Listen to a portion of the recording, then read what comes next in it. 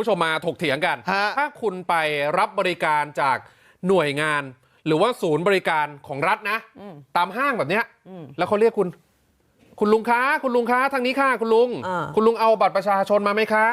รู้สึกไหมรู้สึกอะไรไหมคือแต่เขาก็คงไม่ได้เรียกลุงเรียกป้าทุกคนแต่เขาคงดูแล้วแหละว่าคนนี้น่าจะเป็นลักษณะว่าอายุเป็นลุงเขาได้อายุเป็นป้าเขาได้ก็เลยเรียกด้วยความเคารพนับถืออะไรอย่างนี้ป่ะคือหรือว่าพี่เข้าไปจะตาเบิร์ดอย่างเงี้ยมันก็ผมก็โอเคนะถือว่าสนิทกันแล้วถ้าเรียกว่าคุณลูกค้าคะคุณลูกค้าคะเชิญช่องนี้เลยค่ะคือพ่อค้าแม่ค้าป้าอย่างนั้นนะอันนั้นก็คือ